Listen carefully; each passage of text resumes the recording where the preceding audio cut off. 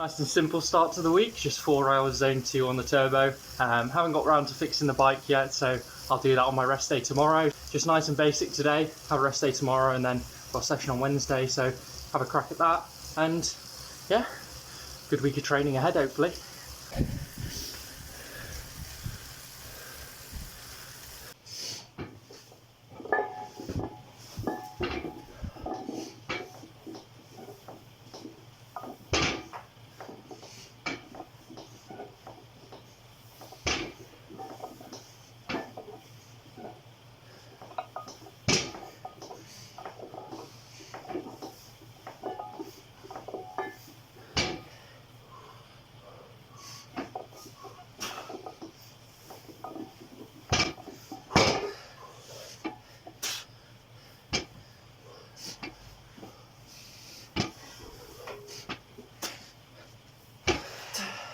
Right, let's try and fix this bike then. Right, happy with how I've got the bike shifting now. It's not perfect, but it's about as good as it was. Yeah, I don't know, because I got a new derailleur hanger the other day, and like I always feel like my derailleur hangers feel slightly bent when I look down at them. I'm like, they're not perfectly straight, and it's the same with this one. So maybe it's just the frame, because look, it kind of kinks inwards slightly. I don't know if you can really picture that, but I don't know if it's slightly bent cage or bent hanger or bent frame, but shifting's never perfect on this bike, but it is just my winter bike, so it's not too much of a concern. But yeah, happy with how I've got it shifting. I just did the front housing, this extra housing at the back here, and I've got enough with the Shimano kit that I used. There's enough housing and an extra cable to do the front derailleur. But I'm actually really happy with how the front derailleur's shifting currently, and I remember that was a bit more tricky to set up compared to the rear derailleur. Rear derailleur is kind of straightforward to set up, to be honest. Obviously you're not shifting the front derailleur nearly as much, so even though it's the shitty Amazon cabling, like it's not putting as much stress on it, so I imagine it should be fine I mean, when it fails, I just have to ride home in the little ring and then I'll get it sorted. But yeah, I'm not going to bother to change that out now, because like I say, I'm happy with how it is. Got the outer housing and the Shimano cable to sort that out at a later date.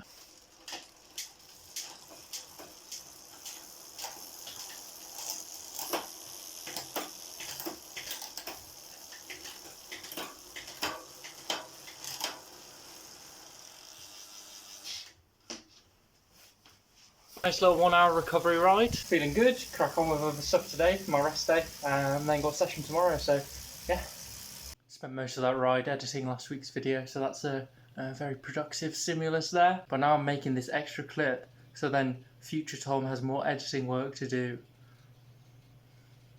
Shocking. When I start my session so late that Farm Watts is already on in America. Slept in this morning, so it's going to be a late one. I started on the bike at like 1 o'clock.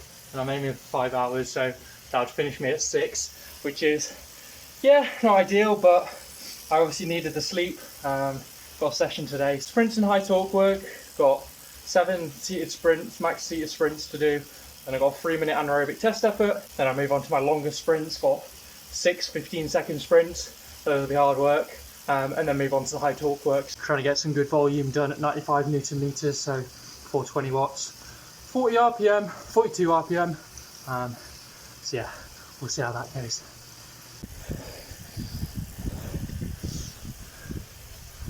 Chugging along at his zone 2, what a beast. Right, 7 max seated sprints done. I guess they were alright, they felt decent, but yeah, never amazing. Feeling good today though, feeling nice and optimistic. Haven't felt like this in a couple of weeks. Yeah, ready to smash it for this 3-minute test effort. Whew, it's going to be hard, always is. Try and find a gear that's like 600 watts at a good cadence, like 100, 105 RPM sort of thing, as I think that's the most sustainable cadence really for these shorter test efforts. I'm preferring to push a bigger gear, which I think is the high torque work, getting me used to pushing through the mud. So yeah, just spinning out the legs for a minute now, and then have a crack at the effort. They're always scary though. Well, that really wasn't very good. I didn't feel right at my chosen cadence. It was like I was around that 100 watts, 100 RPM for around 600 watts, 580, 600, and yeah, I was just struggling in that gear, so I shifted to an easier gear and started spinning at 110, and I didn't feel great in that either. Worst of both worlds. Was chugging along, and yeah, I mean, that effort should start to bite. We're about a minute to go, and like it was really I was really struggling with just before halfway sort of thing, which is fine. But yeah, I got to a minute, got to 2 minutes, and by then the power was just dropping off, and I'm like, okay, it's not happening today. Didn't do that 2 minute max effort last week, so system's not very primed for doing max efforts clearly. They could be a sign of just general fatigue. I mean, what I've been thinking over the past few days is push on for the end of this training block, so this week, next week, and then February, push hard for that, and then take March quite easy. But it might be the case that I'm getting to the stage where I've accumulated a lot of load, and I need to maybe take February easy as well. I've got some test efforts next week as well on my rest week. See how I feel the rest of this week, see how I feel next week during my rest week, and then decide from there if February I'm going to push on or ease off. I mean, either one might work well. But yeah, no worries. Another failed test effort. It wasn't like when I failed the 1 minute, it was like I felt really disappointed because it was like I could have just finished it. It wouldn't have been pretty, but I was so close to finishing it. Whereas this one, it was like I called it a bit earlier, called it at 2 minutes, and at least I've got a good 2 minute power. See what I did for the 2 minutes would probably be like decent, like same sort of 3 minute power I did 4 weeks ago, like 580, 570, and then got a 20-second and a 30-second test next week, and if those are bad, then it'll be like, okay, take Feb easy, but if those are good, then it'll be like, okay, we can just count today as a write-off, and have a go at the February training block, but then take March easy. Keep going, spin out, have a go at these long sprints. They're not going to be pretty easy. Then do some high torque work. At least the My Whoosh update is very pretty. This is Japan, very nice. Long sprints done, 6 by 15 seconds. Yeah, they weren't pretty, but they're really hard, but kind of enjoyed them, to be honest. Yeah, they're really hard. You just get on top of the gear and you're spinning out, and you're just like, let this end. Your power is just steadily falling off over the 15 seconds. You don't go all out at the start, and your power still falls off, but yeah, had a crack at them. Obviously it's not my day today. I mean, I feel fantastic, but the legs aren't there, so hopefully it's the case that over the next few days I'll find some legs again, because I feel great, so there's no reason why my session shouldn't reflect that. Yeah, stay optimistic for the rest of this session. Spin out now and then have a go at the high torque work. Try and aim for 7 by 3 minutes at 95 Newton meters. But yeah, see what the legs have got in them today. Did shave the legs yesterday, and I'm also experimenting with a narrower Q factor, so that's 2 excuses in the bank. Shaved legs, lost all my power in the hairs, obviously. Let's crack on then. Ooh, yikes. That was my worst session of the season. The worst session I've had in a long ass time. Since my off season in September, start of October. Since I've been back to training for the past 4 months, that's been my worst session by far. Yeah, just nothing in the legs. So it makes sense why I failed that 3 minute test effort, because I got onto that high torque work. And yeah, just nothing in the legs, mate. Which is interesting, because I haven't felt myself. Last week I had this tiny little cold, where like no cold symptoms, but I felt this tickle in my nose, tickle in my throat, and I felt absolutely fine on the bike, but in the back of my mind I'm like, is this illness still in my fucking system? The 2 weeks before that, like, training was going fine, but I didn't feel amazing on any of those sessions. And today's like the first day where I really feel back to myself. But the legs just aren't there, which is really interesting. Definitely just going to ease off the rest of this week. The original plan for this week would be session today on Wednesday, then Friday I've got TT tempo, then Sunday I've got another sprint and high torque session. Just riding zone 2 tomorrow, so I'll see how I feel tomorrow if I want to do the TT tempo, but definitely kick the volume down for this week. So last week I did 22 hours, week before that I did 20. I was aiming for 24 hours this week and then rest week next week, but I was thinking maybe power through the 24 and then have my rest week and go even lower on the rest week than I was intending, but it's not worth it. I'm just going to ease off this week, and because yeah, clearly starting to dig a hole here. I don't want to get it any deeper. I'm not sure if how I'm going to manipulate the training, whether I can keep the sessions kind of almost as intended but then cut the volume down, or if it's going to be a mixture of the two.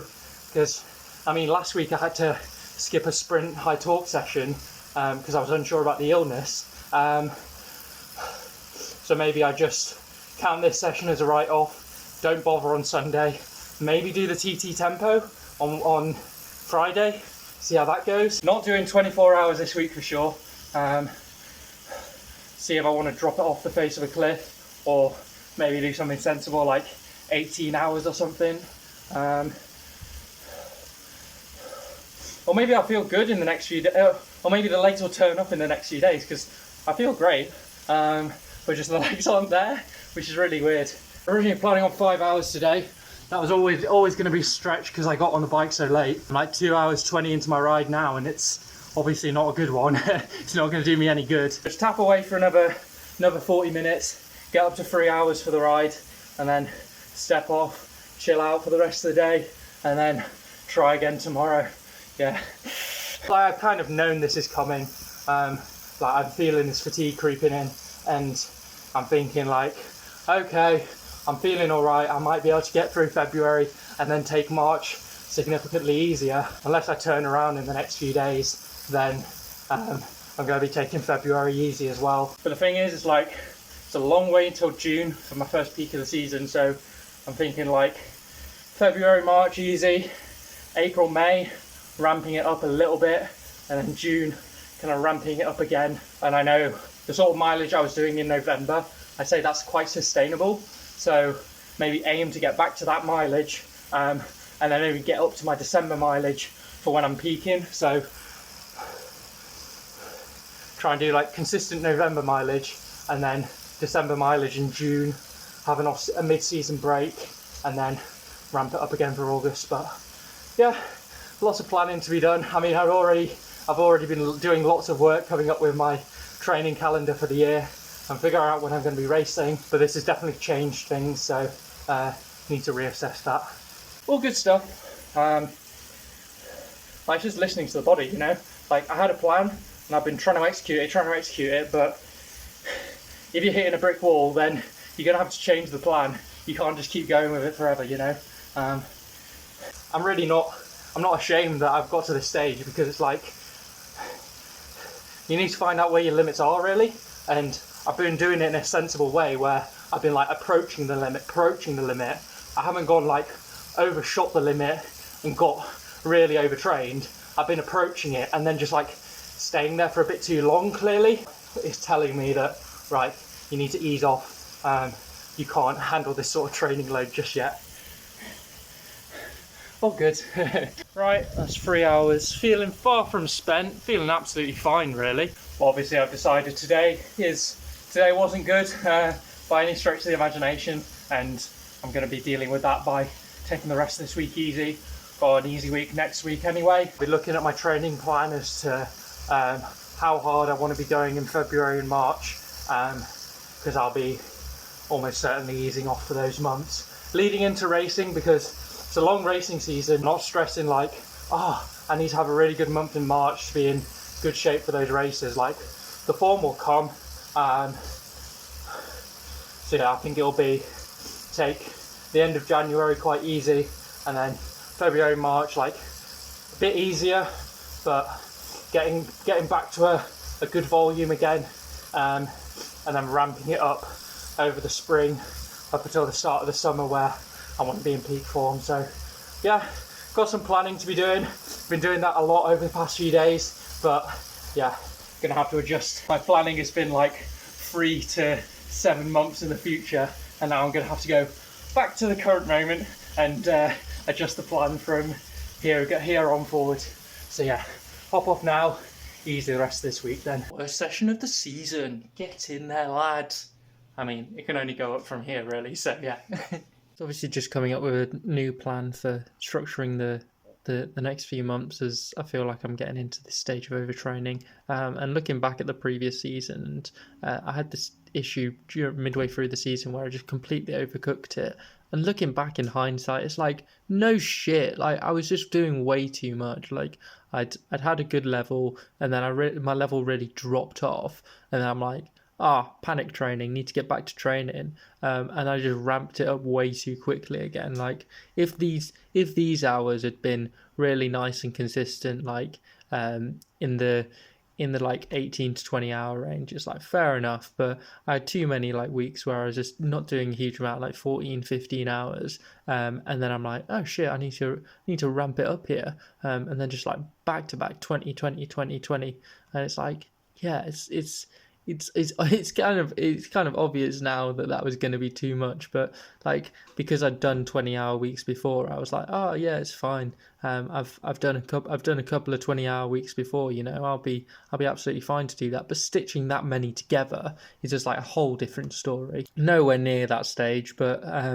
yeah, definitely going to be the case where I just want to, rather than letting the ego get the better of you and thinking you need to be doing these 20-hour weeks, for me, I just need to be keeping consistent in that. Like for the next couple of months, I'm thinking I'll keep consistent like that 16 to 18 hour range, and then when the season starts, just be consistent with the 18 to 20 hour weeks. As my best point in the season was like after I came back from illness, overcooked it week 42, and then the rest of the season I wasn't doing anything fancy. Like the CTL was just maintaining a really constant level, like mid 800s, not even getting into 900, and I was just able to maintain a really nice consistent level there, and I peaked for my key races, you know, and had my best race of the season. So and I did end up getting ill at the end of the season, but I think that was just trying to hold that form for too long. Like maybe I just need, after I've done the key races, like completely ease off, you know. This was the training that worked, just being consistent, like not doing anything crazy, like the odd big week, you know, 23-hour week, 1,000 plus TSS, but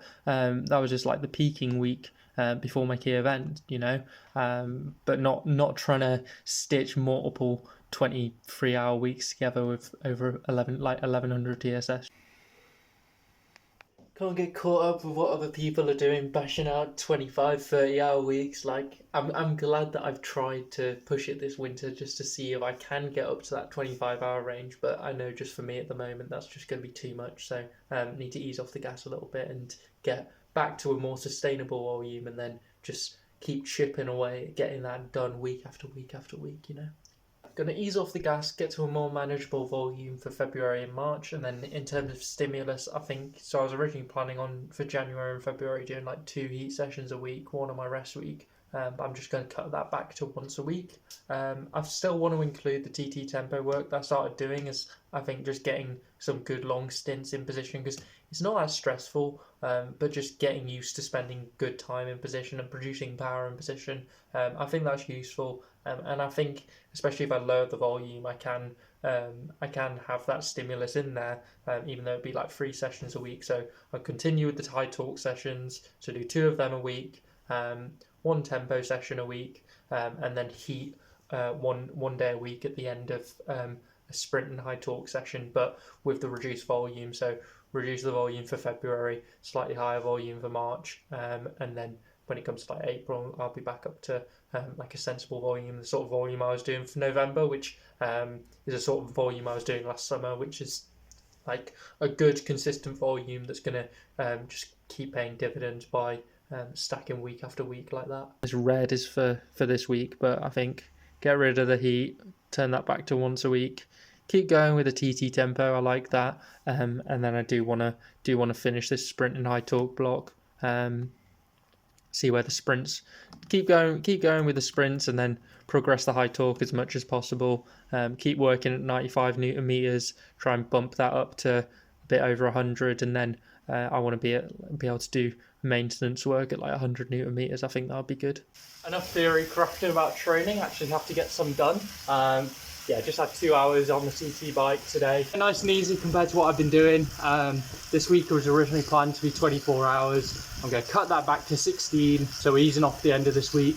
I spent this zone 2 ride, spending good time in TT position, and yeah, it feels right, and going to have a crack at some TT tempo tomorrow, but still just easing off this week. Next week, do about 15 hours, week after that 15 hours, and then start to build it up again. March, I'll be back up to reasonable hours, that like 18 to 20 hour range, and then keep that going for the rest of the season, because I think that's a volume that I can sustain.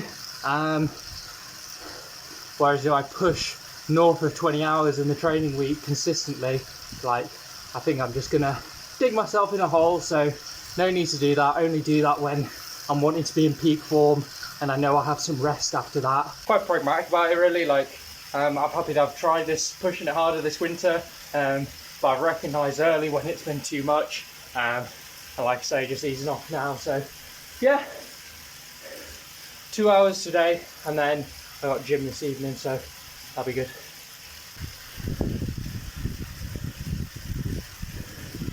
Oh, also try a new Q factor, going narrower on the cleats, so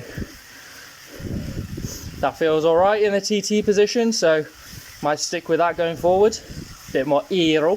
This is a current graph of my CTL, ATL, TSB. So I'm kind of at this nice peak here. Well, I was at this nice peak last week where I've been in the 900s. I've decided that that's kind of like too high for me, and I probably want to be like 900 at the max, like ideally 850. So I planned out like my weekly volume for the next up until June, which is my first peak of the season. And so just plugging in those expected values of how much TSS I'm going to accumulate. The next like 6 months, so leading up till June, would look like this. So I take this dip over the next few months, and then I gradually start building it back up. But it's like a consistent volume, so I'm in that consistent 800, low 800s, then mid 800 TSS for my CTL, and then just peak it for getting back up to these similar sort of volumes, the mid 900s, just before June sort of thing. There's also the fact that TSS isn't everything. I start racing end of March, so April, May, June. I'm going to be racing a lot during that period, and even though your racing is reflected in your TSS, there's also like the mental component and the stress that goes into a race day, and that's not reflected in your CTL. Even though it doesn't look like I'm going crazy with what I'm planning on doing with getting my CTL up to basically what it was in December. The fact that I'm racing as well, it's additional stressor on the system. So and there's more intensity days, like it's just higher intensity, lower volume, which is, periodization 101. Like as you get into your key races, that's how the trend should go. But yeah, I'm happy with what the plan's looking like so far, and I'll continue to refine that over the next few weeks, and then yeah, start executing it.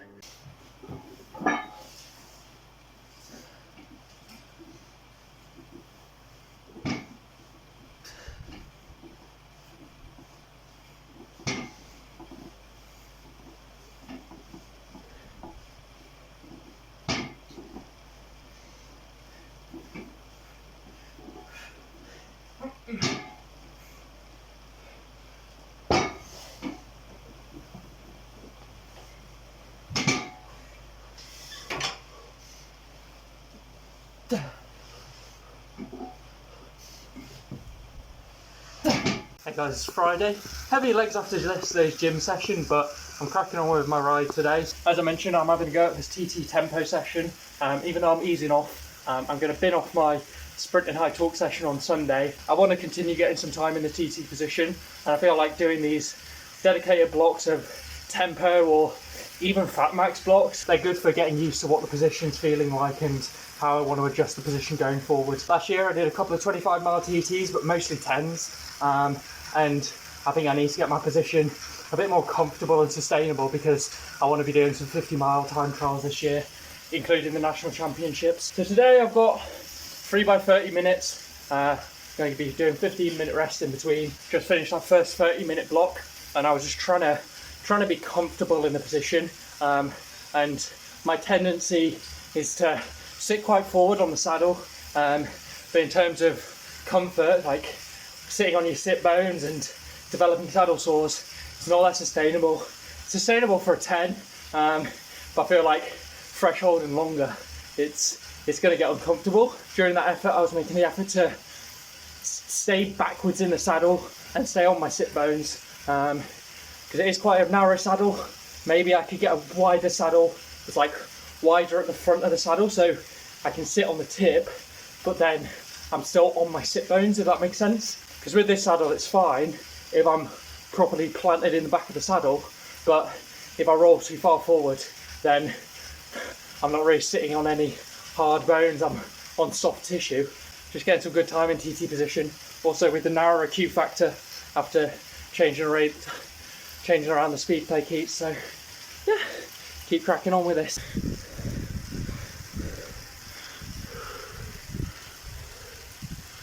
The alternative is moving the saddle forward, but I want to keep my bike in UCI regulation for the BC National Championships, and with my saddle set back where it is, 5.5 centimeters behind the bottom bracket, it gives me some additional leeway with the extensions up front. But I've been thinking going shorter might be the way, so it might be the case that I can just slam the saddle further forward, 0 mil behind the bottom bracket, have the short person regulations, and just go really short on the reach and really crunched up together. But yeah, I'll think about that. So the only difference is in an extension reach. So if you're like between 0 and 5 centimeters behind the bottom bracket, your extension reach has to be less than 750. If it's greater than 50, you get this range, but I feel like I'm maybe a bit longer than 750 at the moment. I can make it a bit shorter, really stacked together, and then I don't have to worry about being 5 centimeters behind the bottom bracket. And that's probably favouring my pedal style to be more forward in the saddle. Second 30-minute effort done. I'm feeling like going shorter on the reach, so just holding the extensions lower down and resting my upper forearm on the pad rather than the top of the elbow just brings me back a little bit, so I'm able to stay a bit more planted in the saddle and stay on the seat bones rather than rotating onto that soft tissue. Those efforts still aren't comfortable yet, not gonna lie. It's only the 3rd week. That's the sort of thing you need to do to sustain a comfortable position, like stay on the sit bones, you know. So yeah, another 15-minute spin, get some jam sandwiches down me, and then final 30-minute effort.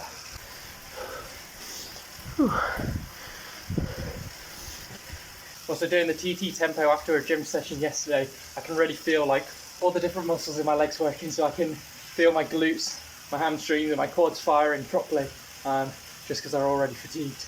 Power's probably going to take a hit, but yeah, need to learn how to push through that and ride with heavy legs, you know.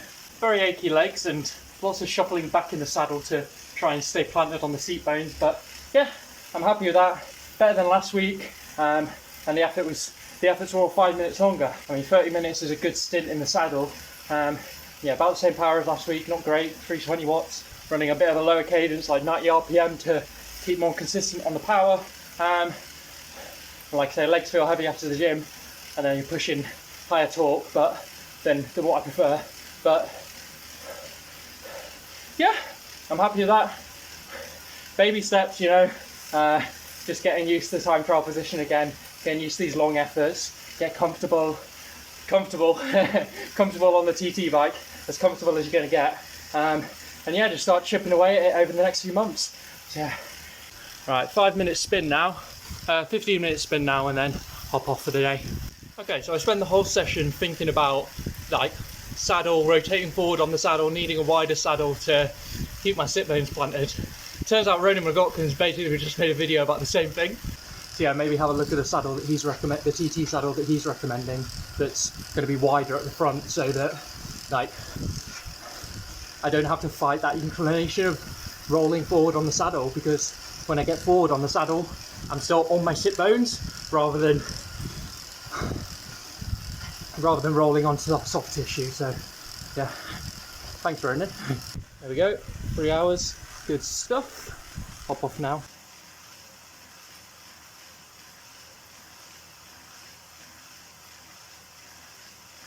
So I really have to push backwards to hold that one. Whereas I feel like if I go shorter on the reach, pushing back, but not as much.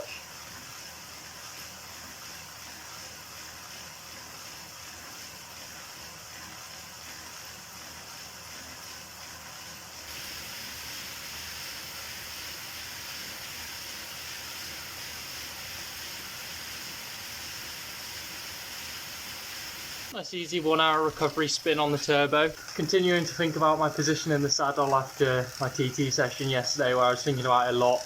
Now obviously saw that video from Ronan as well. I actually ordered a specialised Citero saddle, which is a really wide TT saddle. Yeah, I think that could get me, so I'm able to sit much further forward on the saddle, because this saddle is really narrow. Quite far back in it to be planted on my sit bones, whereas for this TT saddle I'd be able to be a lot further forward and more over the bottom brackets. See if that arrives next week and experiment around with that. Right, 2 hour zone 2 spin on the TT bike to end the week. So it started out as a big week. It was meant to be 24 hours on the bike, but knew that I'd overcooked it a little bit and needed to ease off the gas. Been like 16 hours for the week.